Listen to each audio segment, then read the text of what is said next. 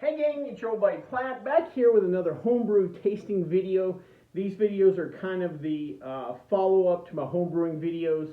I've started recently a 1 gallon brewing series, and in those videos I just show you the brew. Here we get to taste our stuff. So let's get after today. Got 3 items for you. The first one is amber ale I brewed at the start of the summer. I'll go over our numbers real quick. Our original gravity was 1050. Our final gravity only came out to 1020, which means we're only around 4% alcohol by volume. We were supposed to be in the mid-5s. We kind of missed. We utilized the Kvike yeast. I said in those videos that summertime in Vegas, just the heat, I need a yeast that works at warmer temperatures. That was the selling point of Kvike yeast.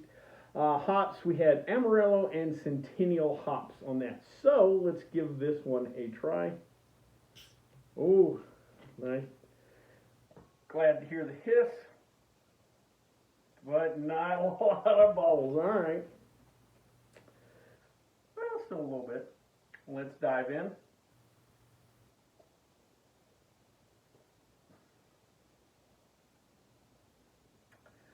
Not bad taste.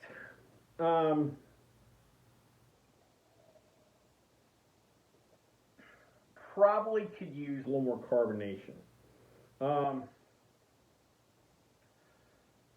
More malt forward. You get plenty of the malt. Well,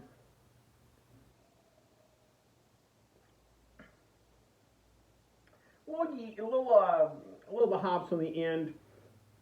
Amber ales tend to be a little more malty, and that's this beer. Overall, not bad. Wish the carbonation would have been better. As you can tell, I've got it in a different bottle.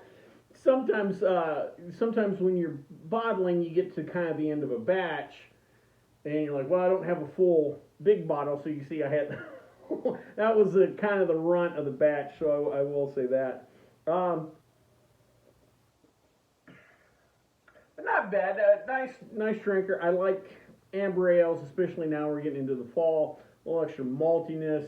To me, there's a little more body, however, than your kind of summertime lagers. Overall, not too bad. Like I said, kind of wish there was a little more. I think the additional carbonation would help this brew out. All right, well, enough about that. Let's move on to our next brew. It is a cream ale I did a little later on in the summer. Looking over the numbers, our original gravity started at 1040. Our final gravity was only 1010, which gave us an ABV of 4.2%. We were projected in the high 4s, so we're off again. Now, the amber ale and the cream ale both use the Kvike yeast. And I looked back, the first beer I did with the Kvike yeast was the American Pale Ale. Now that one, the ABV was off too, but that one I'm 99.9% sure I just put too much water in my original water volume and pre-boil water volume, and I think I just put too much water in that one. So these two, it could be the Kvike yeast. We'll have to see. I have another beer coming that's also with Kvike yeast, so we'll see on that one. Another potential issue, and this is going to get a little technical, and that's kind of why I'm doing the 1 gallon brew series. Hopefully we'll kind of work our way in that direction. But is mash, or a term they use is brew house efficiency. Basically, how efficient are you at extracting the sugars out of those grains? One of the areas that you really have to work on is the temperature, and then that's why temperatures are important. Now, through these beers, I generally mash in. I heat my water to 160, then add my grains. That generally cools them off to the mid 150s. That's kind of standard, but these recipes and these different grains kind of work at different temperatures. You'll hear a term decoction mashing, step mashing, what have you. Actually, if you'll sometimes mash in at a slightly lower temperature, you get slightly more efficiency. Depends on the recipe. So maybe that's another. I'm kind of using a standard benchmark across different recipes. So those might be my issues on the ABV. That being said, let's give her a try.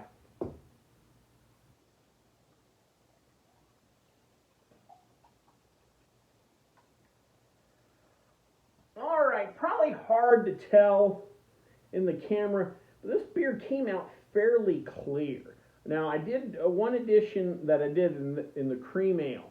And if you're going to do really, kind of lighter blonde type beers, it's something called a Wharflock tablet. What it does is kind of helps congeal and bring those proteins together and kind of sit on the bottom. It helped clear your beer. And this cream ale was the first one I tried that, and I think it did a pretty good job. Not a big hit, but I've got tons of bubbles in the glass, so it looks like the carbonation may be all right. Let's jump in on that. Oh, that's a pretty good little beer right there. Just nice, easy drinking. I may have said in the video where I brewed this that cream ales and blonde ales are fairly similar, and I've always talked about how blonde ales, if I was starting a brewery, blonde ales would be one of those styles. Cream ale could be in there too. That are just real approachable, and that those are the style of beers that you can get your Miller Lite friends into craft. And cream ale is one of those, and this turned out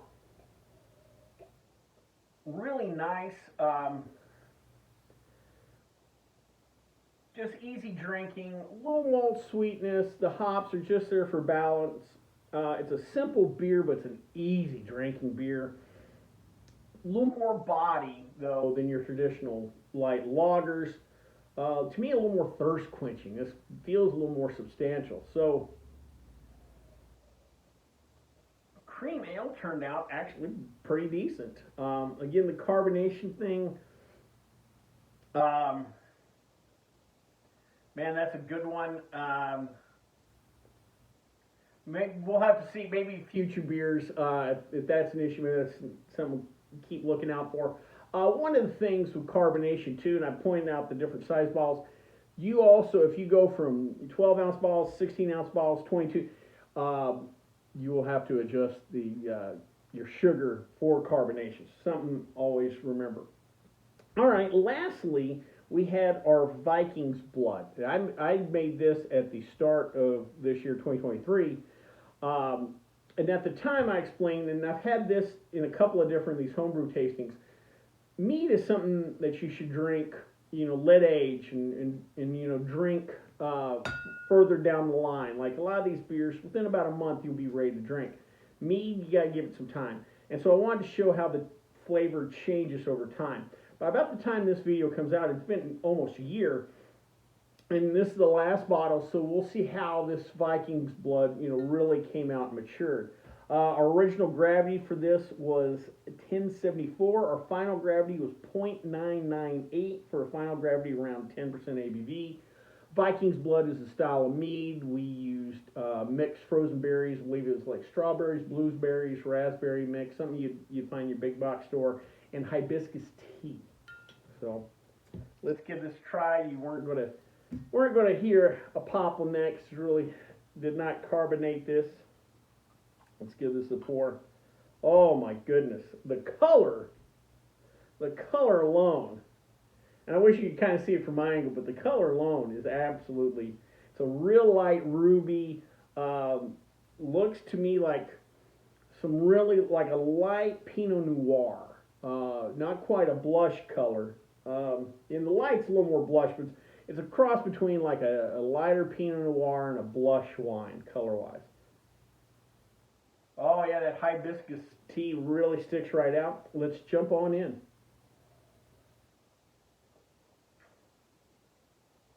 Oh my gosh, that has definitely mellowed. It's deeper, a little richer flavor.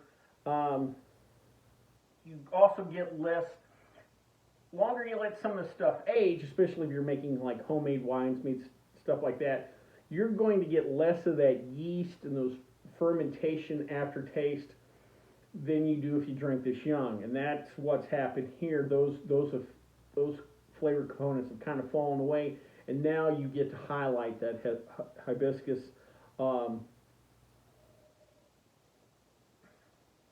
Yeah, you also kind of get to visit the more complex notes of the honey. Honey, again, is not going to ferment like just plain sugar or even like simple grape juice. Honey is a vastly more complex sugar that kind of breaks down in the process or whatever, and it's going to have a more complicated taste. And that's coming out now, almost a year after we've fermented. Oh yeah, this is something you can sip out on your back porch. This is a sipper. This is not a chugger. 10% ABV. You're gonna hurt yourself chugging this. But sipping and savoring this really came out nice. Really kind of cleared up. Again, if you're getting into meads, patience, patience, patience is all I can say. Well, I hope you enjoyed this video. If you did, please subscribe down below. Also, please like the video because it lets YouTube know we're putting out good content. If you have any questions, comments, concerns, or ideas for videos, please leave them in the comment section, or you can always contact me on the Twitter page. Till next time, bottoms up.